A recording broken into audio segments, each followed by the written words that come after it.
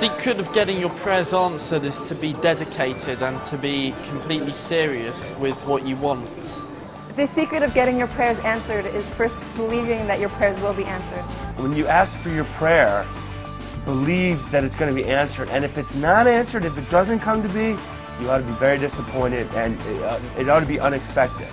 I don't think there is a secret to getting your prayers answered. You just you have faith and you ask, and if you're supposed to get it, then they get answered. You have to build a relationship through love with God, and once you have that done, your prayers get answered much quicker because you're friends with God. He's your pal. I was once told that when you pray, your prayers are most likely to be answered if you pray for other people first and then you pray for your own needs. Well, the secret of getting your prayers answered is believing that you're going to get what you ask for. The secret of getting your prayers answered is praying to get your prayers answered. We bring American college students. Every year we bring a few hundred college students come, and in the universities in the United States, they're being brainwashed. So if we ask them, do you believe in God? Do you believe in God? 4 out of 5 will say no. No, they don't believe in a personal God who listens to prayer. Maybe some power or something, but they don't believe in God. So if you argue with them, you show them the evidence, and you can change their minds, but they'll promptly forget it.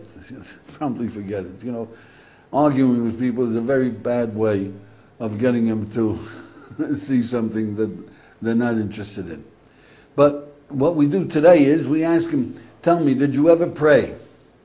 This is American college students. Did you ever pray in your life? Did you ever pray? 100% raise their arm. They all prayed. 100 kids, 100 arms go up. Everybody prays. Then we ask them, tell me, one time in your life, did you feel that the Almighty answered your prayer? Did it ever happen? You asked for something, and sure enough, the Almighty did it for you. 4 out of 5 say yes. You get that? 4 out of 5 say they don't believe in God, and then 4 out of 5 say God answered their prayer. So if you ask them, you tell them, oh, what's the matter with you? How can you say that you don't believe in God and you tell me God answered your prayer? It's a bit of a contradiction, yeah?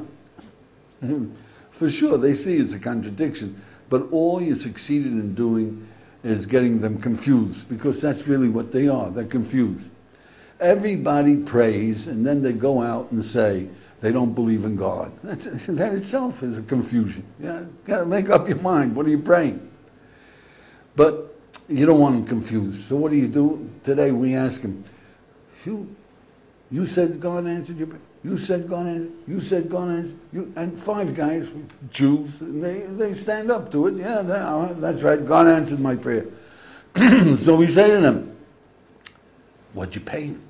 How'd you get him to do what you asked him? You know, there's 6 billion people on the phone. How'd you get his attention? Why in the world would he do what you asked him to do? Does that mean that he loves you? Does that mean that he loves you? They all agree. You're right. That means that God loves you. So, you see, once they say God loves me, then they don't deny that they believe in God anymore. Once you know that God answered your prayer, if you hold on to it, then you know he loves you. Then you know it's pretty silly to wait until you get a pinch again. Anybody who's got a pinch, anybody who's in trouble, there's no atheist in a foxhole. If you're in trouble, if God forbid your child is sick, your parents are sick, your business is going down the drain, there's something horrible happening, you pray. Then the Almighty does you a favor and he answers you, and then what do? You just forget about it. That's a mistake. So, you want your prayers answered, then pay attention that God loves you. I haven't really prayed by the book, but I've looked up and kind of asked for some help with certain things or certain issues. You know, I pray for all different types of things. It's a matter of what's important to me at the time. You know, I've prayed for, winning the lottery, to getting a nice car for my parents for my birthday. I have prayed before, and I've prayed for the health of my family, the health of the people that I love. Like, I pray for stupid little things, like, oh God, please help me stop eating so much. I pray for my health, for my wealth, for my family, friends, for everything to go right.